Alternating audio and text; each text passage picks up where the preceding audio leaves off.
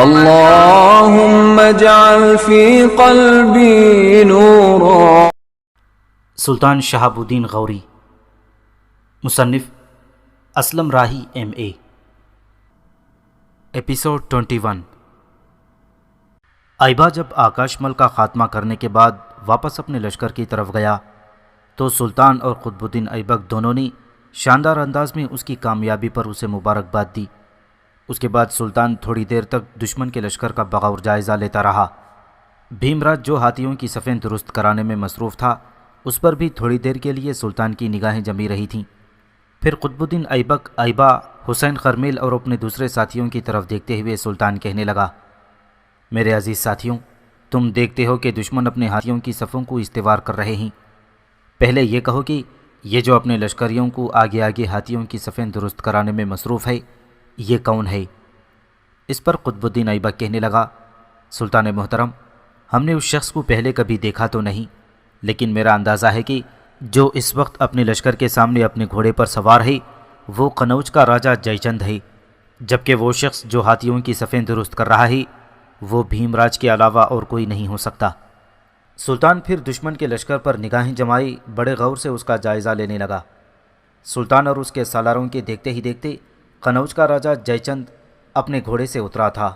گھوڑے سے اتر کر وہ بھیم راج کے قریب آیا اور اسے مخاطب کر کے کہنے لگا، بھیم راج، میں نے ایک فیصلہ کیا ہے، مجھے امید ہے کہ تم مجھ سے اتفاق کرو گے۔ بھیم راج نے غور سے اس کی طرف دیکھا اور پوچھا، کیسا فیصلہ؟ جے چند نے کچھ سوچتے ہوئے پھر کہنا شروع کیا، میں چاہتا ہوں کہ اگر ہم نے ہاتھیوں کی صفوں کو ہی آگے رکھنا ہے اور پورا لشکر پیچھے رہے گا تو پھر میں چاہوں گا کہ گھوڑے پر سوار رہنے کے بجائے میں اپنے ہاتھی پر سوار رہوں اور اپنے لشکریوں کا حوصلہ بھی بڑھاؤں گا اور انہیں جنگ کے لیے بھی ابھاروں گا، اور میں چاہتا ہوں کہ اس موقع پر تم بھی ہاتھی پر سوار رہو۔ یہاں تک کہنے کے بعد جے چند رکا، پھر اپنی بات کو آگے بڑھاتا ہوا کہہ رہا تھا، بھیم راج، اس کے دو فائدے ہوں گے، ایک تو ہم دونوں محفوظ بھی رہیں گے، اس طرح ہم اپنے لشکریوں کو بہتر انداز میں مسلمانوں پر حملہ آور ہونے کی ترغیب دیتے رہیں گے۔ میں چاہتا ہوں کہ سب سے پہلے اگر ہاتھیوں کی صفیں ہوں تو ان کے پیچھے چند صفیں چھوڑ کر دائیں جانب میں ہاتھی پر سوار ہو کر آگے بڑھوں گا اور بائیں جانب سے تم ہاتھی پر سوار رہو، اور دونوں اپنے لشکریوں کو لڑنے کے لیے ہدایات اور احکام جاری کرتے رہیں گے۔ ایسے مجھے امید ہے کہ جب ہمارے ہاتھی دن دناتے ہوئے دشمن کے لشکر میں داخل ہو جائیں گے، اس کے بعد ہاتھیوں پر بیٹھے ہوئے ہمارے تیر انداز مسلمانوں کے لشکریوں کو اپنا نشانہ بنائیں گے، تو اسی وقت ہی مسلمانوں کے لشکر کے اندر ایک کھلبلی اور ایک افراتفری برپا ہو جائے گی، اور دشمن کے لشکر کی ایسی صورتحال ہماری فتح اور کامیابی کا پہلا در کھول دے گی۔ جے چند جب خاموش ہوا تب خوشی کا اظہار کرتے ہوئے بھیم راج کہنے لگا، میں نے ہاتھیوں کی صفوں کو درست کر دیا ہے، ہاتھیوں کے مہاوتوں اور ان کے پیچھے بیٹھنے والے تیر اندازوں کو بھی احکامات جاری کر دیے ہیں۔ بہرحال میں آپ کی تجویز سے اتفاق کرتا ہوں، گھوڑے کے بجائے ہم دونوں کو ہاتھیوں پر ہی جنگ کی ابتدا کرنی چاہیے۔ بھیم راج کے ان الفاظ کے ساتھ ہی جے چند مطمئن ہو گیا تھا۔ دوبارہ اس نے بھیم راج کو مخاطب کیا، بھیم راج، اب ہم اپنے لشکریوں کو یہ احکامات جاری کرتے ہیں کہ جب وہ دیکھیں گے ہاتھیوں نے دشمن کے لشکر کے اندر افراتفری برپا کر دی ہے اور ہاتھیوں پر بیٹھے ہمارے تیر اندازوں نے بھی تیر اندازی کر کے انہیں کافی نقصان پہنچایا ہے، تو میں سمجھتا ہوں کہ اس موقع پر لشکریوں کو بھی ہاتھیوں کے بیچوں بیچ گزر کر مسلمانوں پر حملہ آور ہو کر اپنی فتح کو یقینی بنانے کی کوشش کرنی چاہیے۔ بھیم راج مسکرایا اور کہنے لگا، جے چند، آپ بالکل بے فکر رہیں، جو آپ چاہتے ہیں یہ سب کچھ میں نے اپنے چھوٹے سالاروں کو پہلے ہی سمجھا رکھا ہے۔ جس وقت ہمارے ہاتھی اور ہمارے تیر انداز مسلمانوں کے لشکر میں کھلبلی مچائیں گے تو اس کے بعد دیکھیے گا کہ ہمارے لشکری کیسے اور کس طرح کے رد عمل کا اظہار کرتے ہیں، دشمن پر آخری ضرب لگا کر اپنی فتح اور اپنی کامیابی کو یقینی بنائیں گے۔ بھیم راج کی اس ساری گفتگو سے جے چند مطمئن ہو گیا تھا۔ پھر دونوں پیچھے ہٹے، اپنے لشکر کی چند صفیں چھوڑ کر دائیں بائیں پہلوؤں پر وہ اپنے ہاتھیوں پر سوار ہو گئے تھے۔ جے چند اور بھیم راج کی یہ ساری نقل و حرکت سلطان شہاب الدین غوری بڑے غور سے دیکھ رہا تھا۔ جب وہ دونوں اپنے ہاتھیوں پر سوار ہو گئی تب اپنے سالاروں سے مخاطب کرتے ہوئے سلطان کہہ رہا تھا، میرے عزیزوں، میں اس جے چند اور بھیم راج دونوں کی نقل و حرکت کو غور سے دیکھ رہا ہوں۔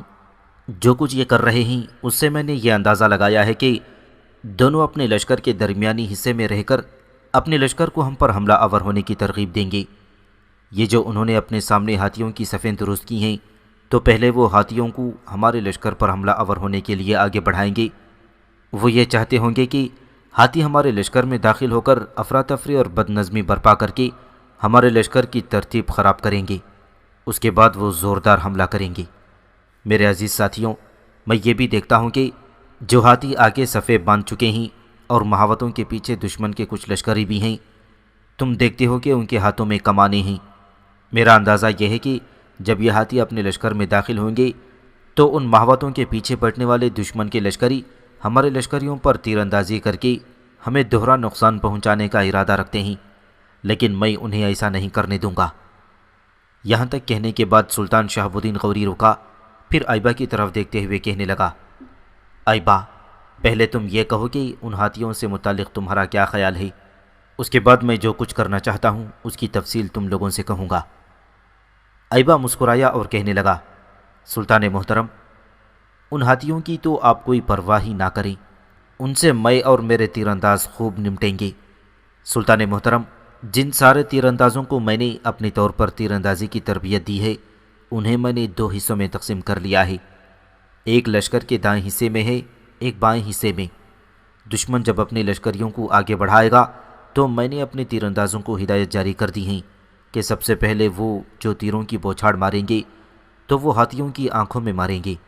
اگر وہ اگلی چند صفوں کے ہاتھیوں میں تیر مارتے ہوئے انہیں اندھا کر دیں گے تو پھر پچھلے ہاتھیوں سے نمٹنا آسان ہو جائے گا۔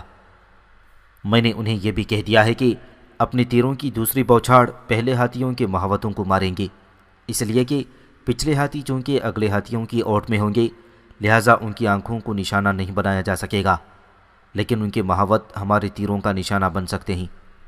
اب اگلی صفوں کے ہاتھی جب آنکھوں سے محروم ہو جائیں گے تو وہ کسی کام کے نہیں رہیں گے، نہ وہ ہمارے لیے نقصان دہ ثابت ہوں گے اور نہ وہ اپنے مہاوتوں کو آگے رکھیں گے۔ جب وہ آنکھوں میں تیر لگنے کی تکلیف سے دوچار ہو کر بیزاری کا اظہار کرتے ہوئے ادھر ادھر بھاگیں گے تو مہاوت انہیں اپنی گرفت میں نہیں رکھ سکیں گے، اور جب ایسا ہوگا تو مہاوتوں کے پیچھے جو تیر انداز بیٹھے ہوئے ہیں ان سے بھی ہمیں کوئی خطرہ نہیں رہے گا، وہ تیر اندازی نہیں کر سکیں گے، اس لیے کہ میرے اندازے کے مطابق ہاتھی پلٹیں گے۔ اتنی دیر تک جب ہمارے تیر انداز پچھلے ہاتھیوں کے مہاوتوں کو بھی اپنے تیروں کا نشانہ بناتے ہوئے مار گرائیں گے تو پھر پچھلے ہاتھیوں کو سنبھالنے والا کوئی نہیں رہے گا۔ سلطان محترم، یہ ہمارے تیر اندازوں کی طرف سے تیروں کی دو باڑیں ہوں گی، پھر ہمارے تیر اندازوں کی تیسری باڑ پچھلے ہاتھیوں پر مہاوتوں کے پیچھے جو تیر انداز بیٹھے ہوئے ہوں گے ان پر ماریں گے، اور پھر میرے خیال میں اس طرح ہم ہاتھیوں اور ان کے مہاوتوں کو اور مہاوتوں کے پیچھے بیٹھنے والے دشمن کے تیر اندازوں کو اپنے لیے بے خطر ہی نہیں بلکہ ان کی کارکردگی کو بھی بیکار بنا کر رکھ دیں گے۔ جب تک ایبا بولتا رہا سلطان شہاب الدین غوری، قطب الدین ایبک، حسین خرمیل اور دوسرے سالار مسکراتے ہوئے اس کی طرف دیکھتے رہے۔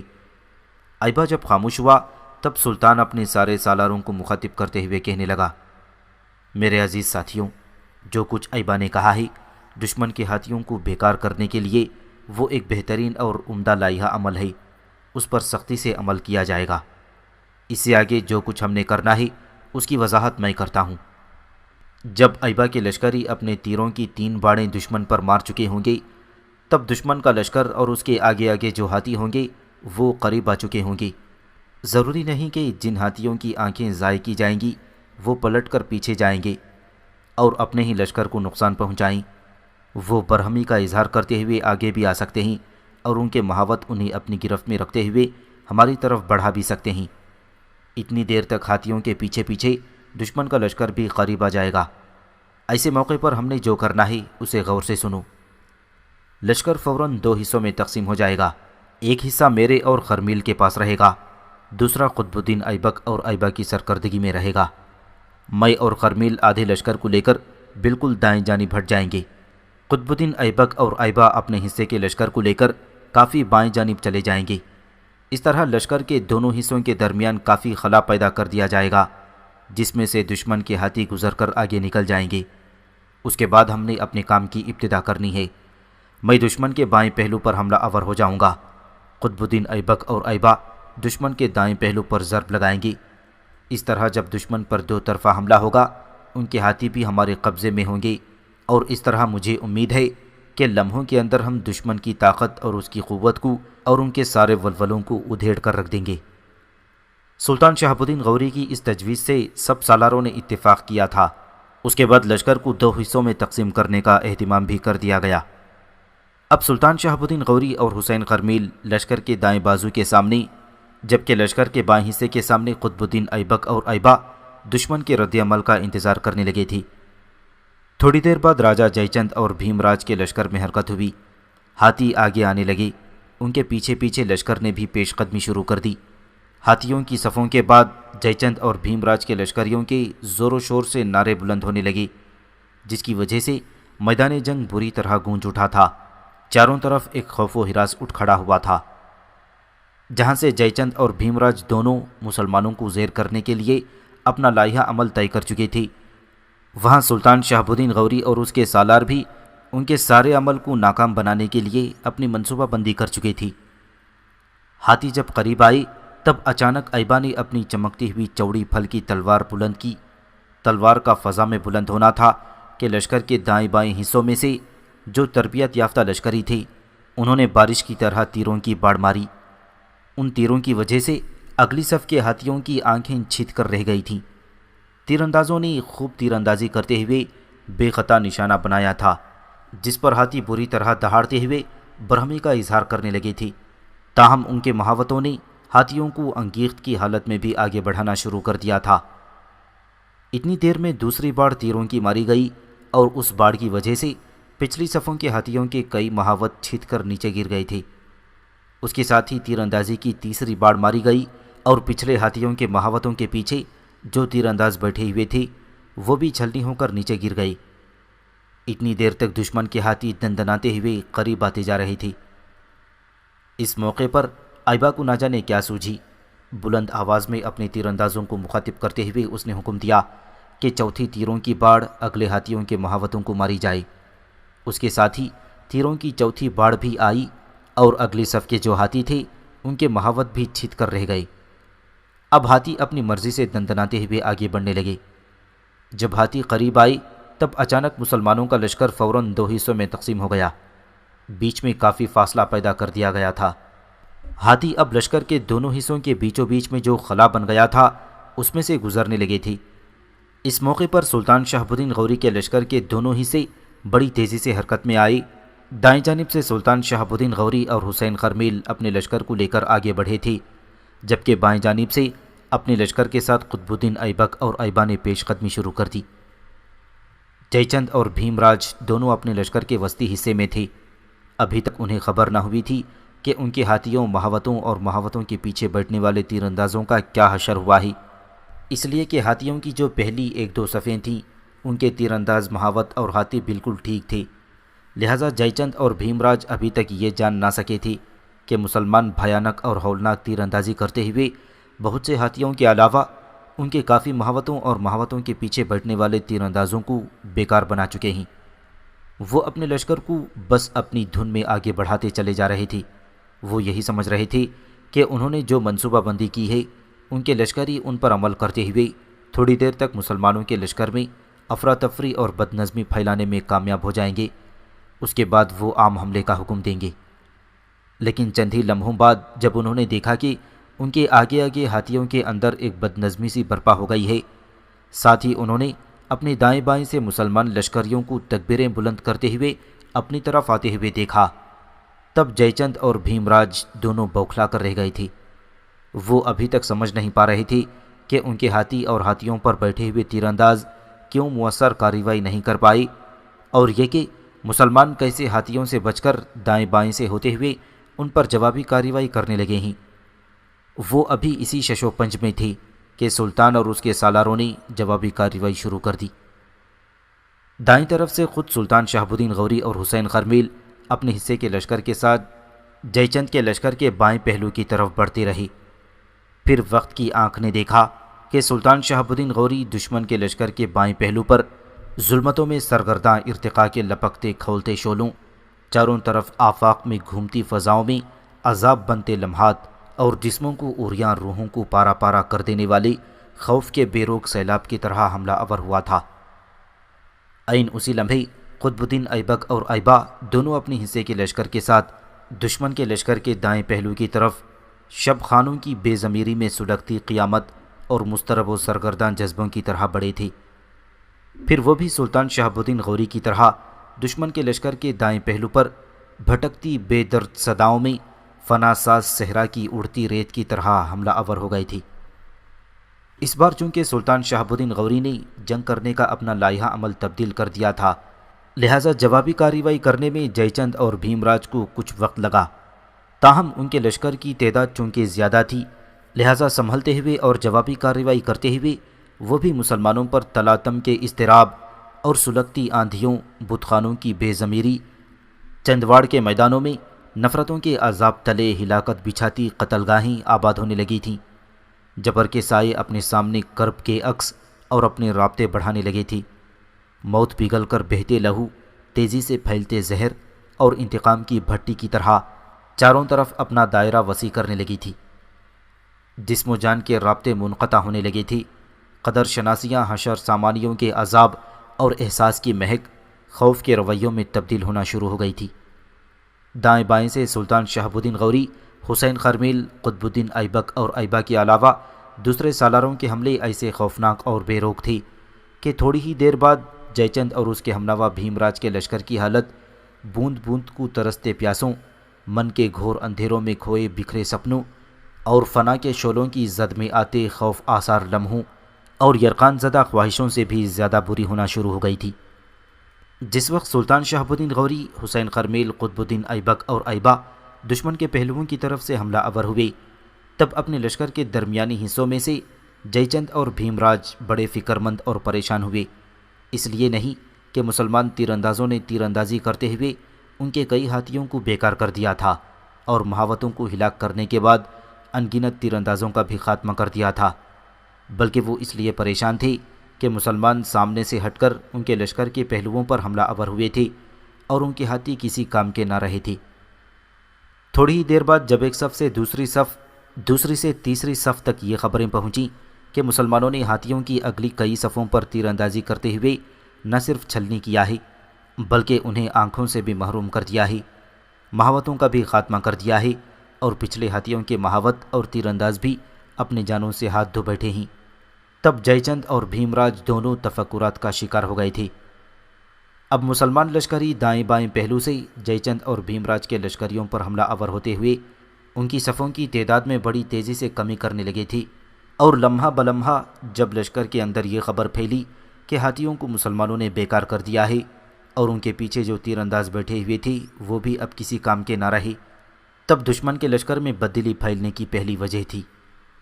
اب جے چند کی مزید بدقسمتی کہ اسی دوران کسی منچلے مسلمان تیر انداز نے جے چند کے قریب ہو کر اسے ایسا تیر مارا تھا کہ وہ تیر اس کے جسم کے پار ہو گیا اور جے چند ہاتھی کے ہودے سے زمین پر گر گیا تھا۔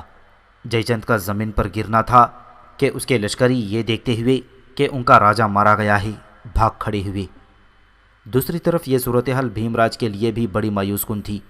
اسے جب یہ خبر ملی کہ جے چند تو اب اپنے ہاتھی سے گر گیا ہے اور اس کے لشکری بھاگنے لگے ہیں، تب وہ ساری صورتحال کو سنبھالنے کی خاطر اپنے لشکریوں کو زوردار انداز میں حملہ آور ہونے کا حکم دینے ہی لگا تھا کہ اس کے اپنے لشکری بھی اگلی صفوں سے پلٹ کر پیچھے آئے اور پچھلی صفوں والے بد نظمی کا شکار ہوتے ہوئے پیچھے ہٹنے لگے تھے۔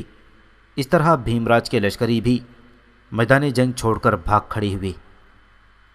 اب سلطان شہاب الدین غوری، حسین خرمیل، قطب الدین ایبک اور ایبا نے بھاگتے ہوئوں کا زور و شور سے تعاقب کیا اور اس تعاقب کے دوران دشمن کے لشکر کی تعداد مزید کم کر دی تھی۔ اس طرح چندواڑ کے میدان میں سلطان شہاب الدین غوری نے قنوج کے راجہ جے چند کے لشکر کو بدترین شکست دی تھی۔ کچھ دور تک تعاقب کرنے کے بعد سلطان اپنے لشکر کے ساتھ پلٹا، دشمن کے پڑاؤ پر واپس آیا، پھر اپنے زخمی لشکریوں کی دیکھ بھال میں لگ گیا تھا۔ قنوج کا راجہ جے چند گو تیر لگنے سے بری طرح زخمی ہوا تھا اور اپنے ہاتھی سے گر گیا تھا، لیکن زخم اتنا گہرا اور مہلک نہ تھا۔ ہاتھی سے گرنے کے بعد وہ گھوڑے پر سوار ہو گیا۔ اتنی دیر تک اس کا لشکر پسپا ہونا اور بھاگنا شروع ہو گیا تھا۔ لہٰذا لشکریوں کے اندر وہ بھی بھاگ کھڑا ہوا۔ اس طرح شکست کے بعد جے چند اور بھیم راج دونوں اپنی جانیں بچا کر بھاگنے میں کامیاب ہو گئے۔ بھیم راج تو دریائے جمنا کے کنارے دور جنوب مشرق کی انہی سرزمینوں کی طرف چلا گیا تھا جہاں سے وہ اپنے لشکر کے ساتھ نکل کر چندواڑ کے میدانوں کی طرف گیا تھا، جبکہ قنوج کا راجہ چندواڑ کے میدانوں سے بھاگ کر اسنی نام کے قلعے میں جا کر چھپنے میں کامیاب ہو گیا۔ جے چند کا خیال تھا کہ چندواڑ کے میدانوں میں سلطان شہاب الدین غوری اسے شکست دے کر اس کے علاقوں کا رخ کرے گا، اور جس طرح اس نے ترائن کے میدانوں میں راجاؤں کو شکست دے کر واپس غزنی جانے کا عزم کر لیا تھا، اس طرح وہ جے چند کو بھی اس کے حال پر چھوڑ کر پہلے کی طرح قطب الدین ایبک کو یہاں کا والی بنا کر واپس غزنی چلا جائے گا۔ لیکن سلطان نے اس بار ایسا نہیں کیا۔ سلطان نے چند روز تک تو اپنے لشکریوں کو سستانے کے علاوہ زخمیوں کی دیکھ بھال کرنے کے لیے چندواڑ کے میدانی جنگ میں ہی پڑاؤ کیے رکھا۔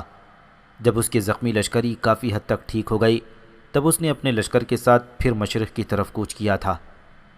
بھیم راج تو دور جنوب کی طرف جاتے ہوئے اپنے آپ کو محفوظ کر گیا تھا، لیکن سلطان شہاب الدین غوری نے ایک بار پھر قنوج کے راجہ جے چند کو اپنا ہدف بنانے کا ارادہ کر لیا۔ جے چند جو اسنی نام کے قلعے میں اس وقت قیام کیے ہوئے تھا، اس کے مخبروں نے جب اطلاع دی کہ اس پر حملہ آور ہونے کے لیے سلطان شہاب الدین غوری چندواڑ کے میدانوں سے کوچ کر چکا ہے، تب جے چند بڑا پریشان اور فکر مند ہوا۔ اسنی نام کا وہ قلعہ جسے وہ اپنے لیے انتہائی محفوظ اور دشمن کے لیے ناقابل تسخیر خیال کرتا تھا، وہاں بھی اس نے قیام کرنا پسند نہ کیا۔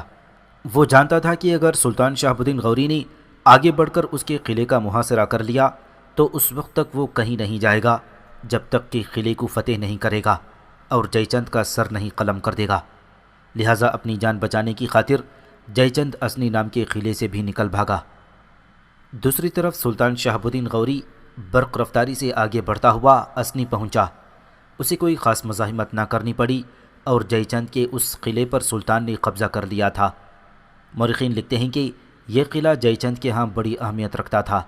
اکثر و بیشتر جے چند اس قلعے میں قیام کرتا اور اس قلعے کے اندر اس نے اپنی سلطنت کی ساری دولت اور جواہرات جمع کر رکھی تھی۔ سلطان شہاب الدین غوری جب اس قلعے میں داخل ہوا تو جس قدر دولت جے چند نے جمع کر رکھی تھی وہ ساری سلطان کے ہاتھ لگ گئی۔ اب سلطان شہاب الدین غوری کی طاقت و قوت میں بھی اضافہ ہو چکا تھا۔ چنڈوال کے میدانوں میں سلطان کے ہاتھ دشمن کے 3000 ہاتھی لگے تھے اور پھر اسنی کے قلعے سے بے شمار جواہرات کے علاوہ دولت کے انبار بھی اسے ملے۔ اس طرح اس کی عسکری اور اقتصادی حالت مضبوط اور مستحکم ہو کر رہ گئی تھی۔ اسنی سے نکل کر سلطان شہاب الدین غوری نے اپنے لشکر کے ساتھ جے چند کے شہر قنوج کا رخ کیا تھا۔ جہاں تک قدیم شہر قنوج کا تعلق ہے تو اسے ہندوؤں کے اوتار راجہ رام چندر اس علاقے کا والی رہنے کے بعد قنوجی نام کے ایک راجہ نے آباد کیا تھا۔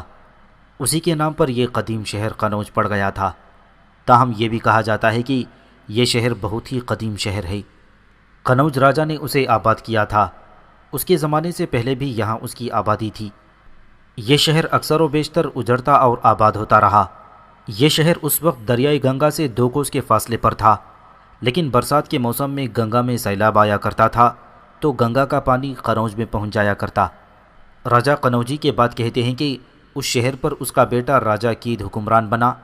اسی راجہ کید کے دور حکومت میں سکندر اعظم ہندوستان پر حملہ آور ہوا تھا۔ کچھ مورخین کا خیال ہے کہ اس شہر کی حفاظت کے لیے اس کے اطراف میں 5 مضبوط اور مستحکم قلعے تھے جس کے کھنڈر اب بھی دیکھے جا سکتے ہیں۔ لیکن جب سلطان محمود غزنوی اس شہر پر حملہ آور ہوا تھا تو اس نے اس کے ارد گرد 7 قلعوں کو فتح کیا تھا۔ اس قلعے سے متعلق ہندو مت کے مذہبی لوگوں کا یہ خیال تھا کہ قنوج شہر کو کوئی غیر ہندو فتح ہی نہیں کر سکتا، لیکن سب سے پہلے سلطان محمود غزنوی نے ان کے اس قلعے پر ضرب لگائی اور اس نے قنوج شہر کو فتح کر کے اس کی اینٹ سے اینٹ بجا کر رکھ دی۔ بہرحال سلطان شہاب الدین غوری اسنی کے قلعے سے جے چند کو بھگانے کے بعد اس کے مرکزی شہر قنوج کی طرف بڑھا تھا۔ جے چند نہ جانے کہاں روپوش ہو گیا تھا، لہٰذا قنوج میں سلطان شہاب الدین غوری کے سامنے کوئی لشکر نہ آیا، نہ کسی نے کوئی مزاحمت کی، لہٰذا قنوج تک کا سارا علاقہ سلطان شہاب الدین غوری فتح کرتا چلا گیا تھا، اور اس کے بعد سلطان نے دریائے گنگا کے کنارے کنارے جنوب کی طرف بڑھنا شروع کر دیا۔ ان دنوں بھیمراج ایک خاصے بڑے لشکر کے ساتھ دریائے جمنا کے قریب ہی ان علاقوں میں قیام کیے ہوئے تھا جہاں سے نکل کر وہ چندواڑ کے میدان جنگ کی طرف گیا تھا۔ اس کے اپنے لشکری اس کے ساتھ تھی۔ اس کے علاوہ جے چند کے وہ لشکری جو شکست اٹھا کر اپنی جانیں بچانے میں کامیاب ہو گئی تھی وہ بھی بھیمراج کے ساتھ جا ملے تھی۔ اس طرح بھیمراج کے لشکر کی تعداد پہلے کی نسبت زیادہ ہو گئی تھی۔ بھیمراج کو جب یہ خبر ہوئی کہ سلطان شہاب الدین غوری قنوج سے بڑی برق رفتاری کے ساتھ دریائے گنگا کے کنارے کنارے جنوب مشرق کے رخ پر پیش قدمی کر رہا ہے، تب وہ بڑا فکر مند ہوا۔ وہ یہ سمجھا کہ شاید مسلمانوں کا سلطان اس کے خلاف کوئی جنگی چال چل رہا ہے۔ گنگا کے کنارے آتے آتے کہیں وہ ایک دم دائیں ہاتھ پلٹ کر دریائے جمنا کا رخ نہ کرے اور دریائے جمنا کو فوراً عبور کر کے اس پر حملہ آور نہ ہو جائے۔ لہٰذا جن علاقوں میں اس نے قیام کیا ہوا تھا وہاں سے وہ نکلا اور مزید جنوب کی طرف دریائے نرمدا کی طرف چلا گیا۔ دوسری طرف سلطان نے بھیمراج کو تو کوئی اہمیت نہ دی۔ اپنے لشکر کے ساتھ دریائے گنگا کے کنارے آگے بڑھتے ہوئے سلطان نے اب ہندوستان کے مشہور و معروف شہر بنارس کا رخ کیا تھا۔ جہاں تک بنارس شہر کا تعلق ہے تو یہ ایک انتہائی قدیم اور مندروں کا شہر کہلواتا ہے۔ کہتے ہیں کبھی یہ شہر راجہ کاشی کی سلطنت کا دارالحکومت ہوا کرتا تھا۔ دریائے گنگا کے بائیں کنارے پر یہ شہر دہلی سے لگ بھگ 575 میل جنوب مشرق میں واقع ہے۔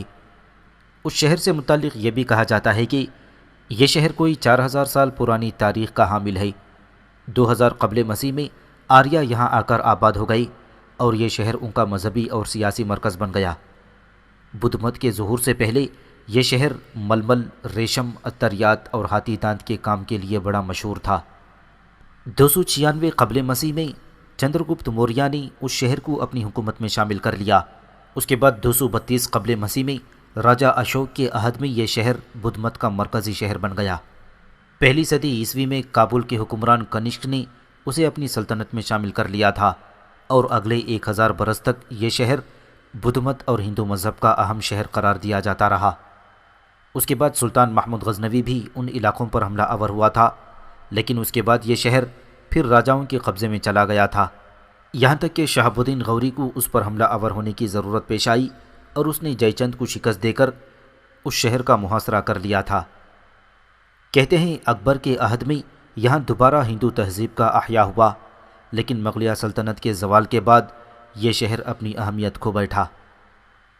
مغلوں ہی کے دور میں یہاں مشہور فلسفی اور شاعر رمانند، بھگت کبیر اور تلسی داس جیسے لوگ پیدا ہوئے۔ اسی دور میں مسلمان جلاحوں نے یہاں نفیس ترین ململ بنانے کے فن کو عروج بخشا۔ مغلیہ دور کے زوال کے ساتھ ہی بنارس میں ہندو راج کا آغاز ہو گیا، جس کی وجہ سے یہ ایک نیم خود مختار حکومت کا حامل بن گیا۔ اس کے بعد اس پر راجہ بلونت سنگھ کی حکومت قائم ہوئی اور اس کے دور میں بنارس کو ایک آزاد ریاست کی حیثیت سے تسلیم کر لیا گیا۔ اسی عہد میں بنارس شہر کے اندر مرہٹوں، بدھوں، دیپالیوں اور ہندوؤں نے کافی تعمیرات کا کام سر انجام دیا۔ بہرحال سلطان شہاب الدین غوری بڑی تیزی اور برق رفتاری کے ساتھ دریائے گنگا کے کنارے کنارے بنارس شہر کی طرف بڑھا تھا۔ راجہ جے چند کو وہ پہلے ہی اپنے سامنے مغلوب کر چکا تھا اور اس کی سلطنت کے اکثر علاقوں پر وہ قابض بھی ہو چکا تھا، لہٰذا بنارس میں اس وقت کوئی اتنا بڑا لشکر نہ تھا جو سلطان شہاب الدین غوری کا مقابلہ کرتا۔ اس بنا پر بنارس میں سلطان فاتح کی حیثیت سے داخل ہوا اور شہر پر اس نے قبضہ کر لیا۔ یہ پہلا موقع تھا کہ سلطان شہاب الدین غوری نے اس شہر میں لگ بھگ 1000 مندروں کو مسمار کرنے کے بعد شہر کے اندر کافی جگہ بنائی اور وہاں اس نے لوگوں کے رہنے کے لیے عمدہ مکانات تعمیر کرائے تھے۔ بنارس شہر کو فتح کرنے کے بعد سلطان شہاب الدین غوری نے اپنے لشکر کے ساتھ وہاں قیام کر لیا تھا۔ ایک روز سلطان شہاب الدین غوری بنارس شہر ہی میں اپنے سالاروں کے ساتھ بیٹھا کسی موضوع پر گفتگو کر رہا تھا کہ غزنی کی طرف سے اس کے پاس کچھ قاصد آئے۔ انہیں دیکھتے ہی سلطان شہاب الدین غوری کسی قدر فکر مند ہو گیا تھا اور سارے سالار بھی ایک جستجو کی عالم میں کبھی سلطان اور کبھی آنے والے ان مخبروں کی طرف دیکھ رہی تھی۔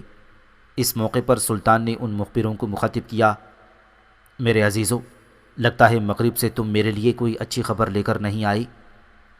آنے والے ان مخبروں میں سے ایک سلطان کو مخاطب کر کے کہنے لگا، سلطان محترم، آپ کا اندازہ درست ہے۔ اس کے بعد مخبر نے سلطان کو طوس اور سرخس شہروں کے حالات خراب ہونے کی اطلاع دی۔ یہ خبر سن کر سلطان شہاب الدین غوری کے چہرے پر ہلکا سا تبسم نمودار ہوا۔ اس کے بعد سالاروں کو مخاطب کر کے کہنے لگا، ان دونوں شہروں کے لوگ ابھی تک صحیح طرح سے اطاعت گزار نہیں ہوئے۔ بہرحال پریشانی اور فکر مندی کی کوئی بات نہیں۔ ساتھ ہی سلطان نے آنے والے مخبروں کو مخاطب کیا، تم آج کی رات یہاں قیام کرو، تمہیں آرام کرنے کی ضرورت ہے۔ کل میں یہاں سے کوچ کروں گا اور تم میرے ساتھ روانہ ہوگے۔ اس کے ساتھ ہی سلطان نے اپنے ایک چھوٹے سالار کو حکم دیا اور سلطان کے کہنے پر وہ سالار ان مخبروں کو اپنے ساتھ لے گیا۔ ان کے جانے کے بعد سلطان نے بڑے غور سے باری باری قطب الدین ایبک، ایبا، حسین خرمیل اور اپنے دوسرے سالاروں کی طرف دیکھا، پھر کہنے لگا، مخبروں نے جو اطلاع دی ہے تم بھی سن چکے ہو۔ میں یہاں قیام کر کے وقت ضائع نہیں کرنا چاہتا، کل میں یہاں سے کوچ کر جاؤں گا۔ قطب الدین حسب سابق حسین خرمیل کو اپنے ساتھ لے جاؤں گا۔ جہاں تک ایبا کا تعلق ہے تو میں جانتا ہوں کہ تم اسے اپنے پاس رکھنا پسند کرو گی۔ سلطان یہیں تک کہنے پایا تھا کہ اس کی بڑی ممنونیت اور شکر گزاری میں دیکھتے ہوئے قطب الدین ایبک کہنے لگا، سلطان محترم، جب تک ہندوستان کے پورے حالات ہماری گرفت میں نہ آ جائیں، میری آپ سے گزارش ہے کہ ایبا کو میرے پاس رہنے دیں۔ اس کے مشورے اور اس کی کارکردگی میرے لیے یقیناً ہر وقت سود مند رہے گی۔ سلطان مسکرایا اور کہنے لگا، قطب الدین میرے بیٹے، تمہیں پریشان اور فکر مند ہونے کی ضرورت نہیں۔ ہندوستان کے حالات جب ٹھیک ہو گئے تب بھی میں چاہوں گا کہ ایبا تمہارے ساتھ ہی رہے گا۔ دونوں مل کر یہاں کے حالات پر اپنی گرفت مضبوط سے مضبوط کرتے چلے جاؤ۔ یہاں تک کہنے کے بعد سلطان شہاب الدین غوری تھوڑی دیر کے لیے رکا۔ اس کے بعد قطب الدین کی طرف دیکھتے ہوئے وہ کہہ رہا تھا، قطب الدین، جیسا کہ اس سے پہلے تم اور ایبا دونوں مجھے یہ اشارہ دے چکے ہو کہ تم نہر والا پر حملہ آور ہو کر اپنی پہلی پسپائی کا ان سے انتقام لوگی، میں کل صبح سویرے ہی یہاں سے کوچ کر جاؤں گا۔ نہر والا سے متعلق میں تم دونوں سے یہ کہنا پسند کروں گا کہ جب تم اپنے لشکر کے ساتھ نہر والا کی طرف کوچ کرو اور نہر والا کے راجہ بھیم راؤ سے ٹکرانے کا ارادہ رکھو، تب اپنے پورے لشکر کے ساتھ نہر والا کا رخ مت کرنا، ایک لشکر دہلی میں بھی رکھنا۔ تمہاری غیر موجودگی میں کوئی بھولا بھٹکا شکست خوردہ لشکر اچانک نمودار ہو کر تمہارے فتح کیے ہوئے علاقوں کو نقصان بھی پہنچا سکتا ہے۔ میں جانتا ہوں ان علاقوں کو کوئی تم سے واپس نہیں لے گا، لیکن حالات ضرور خراب کیے جا سکتے ہیں اور میں یہ کبھی پسند نہیں کروں گا۔ میری دوسری نصیحت تم دونوں کے لیے یہ ہے کہ میرے بعد اس بھیم راج پر نگاہ رکھنا۔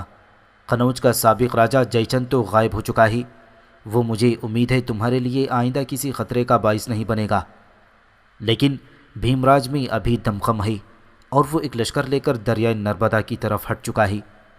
ایسا اس نے اس لیے کیا ہے کہ جب ہم قنوج سے بنارس کی طرف پیش قدمی کر رہے تھے تو اسے شک ہو گیا تھا کہ شاید ہم اس پر حملہ آور ہوں گے، لہٰذا اپنے تحفظ کے لیے وہ جنوب کی طرف ہٹ گیا ہے، لیکن وہاں وہ مستقل قیام نہیں کرے گا، ان علاقوں کی طرف آئے گا اور وہ علاقے جو ہم نے گزشتہ دنوں فتح کیے ہیں، میرے خیال میں انہیں واپس حاصل کرنے کی کوشش کرے گا۔ یہاں تک کہنے کے بعد سلطان رکا، کچھ سوچا، پھر باری باری قطب الدین ایبک اور ایبا کی طرف دیکھتے ہوئے وہ پھر کہہ رہا تھا، میرے عزیزو، اس وقت میرے خیال کے مطابق ہندوستان میں 4 قوتیں ہیں جو آنے والے دنوں میں یا مستقبل بعید میں ہمارے لیے خطرہ تو نہیں، دشواری کا باعث ضرور بن سکتی ہیں۔ پہلا بھیم راج ہے، جس کے پاس اس وقت بھی کافی بڑا لشکر ہے۔ میرے خیال میں جنوب کی طرف جانے کے بعد وہ اپنے لشکر میں مزید اضافہ کر کے اپنی عسکری قوت کو بڑھانے کی کوشش کرے گا۔ دوسری قوت جو خطرے کا باعث بن سکتی ہے وہ نہر والا کا راجہ بھیم دیو ہے، اس کے پاس بھی عسکری طاقت بڑی مضبوط اور مستحکم ہے اور وہ ہمارے مقابلے پر نکل سکتا ہے۔ تیسری اور سب سے خطرناک طاقت ان علاقوں کے راجپوت ہیں۔ یاد رکھنا، راجپوت ان دنوں ہمارے ہاتھوں پے در پے شکستیں کھانے کے بعد ادھر ادھر بھاگے ہوئے ہیں، اور جہاں تک میں ان کی ذہنیت کو سمجھ سکا ہوں، یہ کسی نہ کسی وقت متحد ہو کر ہمارے خلاف جنگ کرنے کے لیے کمر بستہ ضرور ہو جائیں گے۔ اور چوتھی قوت دریائے جہلم کے اس پار سے لے کر سوالک کے علاقوں تک پھیلے ہوئے کھکر ہیں۔ تم لوگ جانتے ہو یہ انتہائی سرکش اور لامذہب قسم کی قوم ہے، انہیں اگر کسی نے بہکایا اور بھٹکایا تو یہ بھی ہمارے خلاف متحد ہو کر ہم سے ٹکرا سکتے ہیں اور یہ ایک قوت بن کر ہمارا سامنا کر سکتے ہیں۔ لہٰذا ہندوستان میں رہتے ہوئے تم لوگوں کو ان 4 قوتوں پر گہری نگاہ رکھنا ہوگی۔ یہاں تک کہنے کے بعد سلطان شہاب الدین غوری دم لینے کے لیے رکا، کچھ سوچا اور اس کے بعد وہ دوبارہ کہہ رہا تھا، میرے عزیزوں، کل فجر کی نماز کے بعد میں یہاں سے اپنے اس لشکر کے ساتھ کوچ کر جاؤں گا جسے میں غزنی سے اپنے ساتھ لے کر آیا تھا۔ میرے بعد تم چند روز مزید بنارس میں قیام کر کے یہاں کے نظم و نسق کو درست کرنا، شہریوں کے احوال کی درستگی کا بھی خیال رکھنا۔ اس کے بعد دہلی جانا، وہاں قیام کے دوران پہلے کی طرح اپنے لشکر میں اضافہ کرنا، اور لشکر میں جو نئے لشکری شامل ہوں گے پہلے کی طرح ان کی تنظیم اور ان کی تربیت کا بہترین کام سر انجام دینا۔ سلطان پھر رکا اور اس کے بعد وہ ایبا کی طرف دیکھتے ہوئے کہنے لگا، ایبا میرے بیٹے، چندواڑ کے میدانوں میں تمہاری کارگزاری سے بے حد خوش ہوا۔ تم نے جس طرح اپنے تیر اندازوں کو تربیت دی ہے، میں سمجھتا ہوں کہ تم نے انہیں دشمن کے مقابلے کے لیے بالکل ناقابل تسخیر بنا کر رکھ دیا ہے۔ ان تیر اندازوں نے جس مہارت سے جے چند کے ہاتھیوں کی آنکھوں پر تیر اندازی کی تھی، اس کے بعد جس طرح مہاوتوں کا خاتمہ کر دیا اور مہاوتوں کے پیچھے بیٹھے ہوئے تیر اندازوں کو نشانہ بنایا، یہ ساری کارروائی ان کی بہترین تربیت اور تنظیم کی نشاندہی کرتی ہے۔ میں تمہارے اس فعل سے بھی بڑا خوش ہوا تھا کہ تم نے اپنے تیر اندازوں کو دشمن کی صفوں کو 3 باڑیں مارنے کا حکم دیا تھا، لیکن جنگ کے دوران جب تم نے دیکھا کہ اگلے ہاتھیوں کی مہاوت زندہ ہیں تو تم نے 4تھی باڑ مارنے کا بھی حکم دے دیا۔ اس طرح تم نے مکمل طور پر دشمن کے ہاتھیوں کو اپنے لیے بے خطر اور مفلوج بنا کر رکھ دیا تھا۔ سلطان شہاب الدین غوری پھر تھوڑی دیر کے لیے رکا، اس کے بعد دکھ بھرے انداز میں ایبا کی طرف دیکھتے ہوئے کہہ رہا تھا، ایبا، تم جانتے ہو تمہاری حیثیت ہمیشہ میرے ہاں ایک بیٹے کی سی رہی ہے۔ جب میں اپنے سالاروں پر نگاہ دوڑاتا ہوں تو سب کے اہل خانہ ہیں، وہ اپنے اہل خانے کے ساتھ بہت خوش و خرم زندگی بسر کر رہے ہیں، صرف تم ایک ایسے ہو جس کے لیے میں… سلطان یہیں تک کہنے پایا تھا کہ ایبا بیچ میں بول پڑا اور کہنے لگا، سلطان محترم، شادی تو ایک بار میں نے کر لی تھی، وہ لڑکی بھی اچھی تھی، وفادار تھی، میرا بہت خیال بھی رکھتی تھی، حسن سیرت رکھتی تھی، لیکن مقدر میں میرا اور اس کا ساتھ کوئی طویل نہیں تھا، اس لیے ہم دونوں میں مفارقت ہو گئی۔ اب زندگی کے موڑ پر کوئی اچھا ساتھی ملا تو اپنی زیست کا ہمراز بنانے کی کوشش ضرور کروں گا۔ ایبا جب خاموش ہوا تو اس کی طرف گھورنے کے سے انداز میں سلطان نے کہا، نہروالا کی راجکماری کمار دیوی سے متعلق تمہارا کیا خیال ہے؟ ایک تلخ سی مسکراہٹ ایبا کے چہرے پر نمودار ہوئی، پھر کہنے لگا، سلطان محترم، اس سے متعلق مجھے تفصیل کے ساتھ خبریں ملتی رہی ہیں۔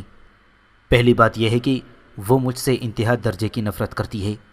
دوسری بات یہ ہے کہ اس نے اپنے راج مندر میں جا کر یہ سوگند کھا رکھی ہے کہ اس وقت تک وہ شادی نہیں کرے گی جب تک مجھے اپنے ہاتھوں سے قتل نہیں کر لے گی۔ سلطان محترم، ان حالات میں اس راجکماری سے متعلق کیا سوچ سکتا ہوں؟ میں زندگی میں کبھی بھی اس پر حملہ آور ہونے میں پہل نہیں کروں گا۔ اگر اس نے کبھی مجھ پر حملہ آور ہونے کی کوشش کی تو صرف اپنا دفاع کروں گا، اسے نقصان نہیں پہنچاؤں گا، صرف اسے سبق دوں گا کہ کسی پر ناحق حملہ آور ہونے کے کیا نتائج نکلتے ہیں۔ اتنا کہنے کے بعد تھوڑی دیر کے لیے ایبا رکا، کچھ سوچا، پھر دوبارہ سلطان کی طرف دیکھتے ہوئے کہنے لگا، اس کے علاوہ میری اور اس کی ذات، میرے اور اس کے خیالات، میرے اور اس کے دھرم، میرے اور اس کے رہن سہن کے رجحانات میں بڑا اور بہت بڑا تفاوت ہے۔ سلطان محترم، وہ اپنے دھرم پر سختی سے قائم رہنے والی ہے، میں اپنے دین پر جان قربان کر دینے والا شخص ہوں۔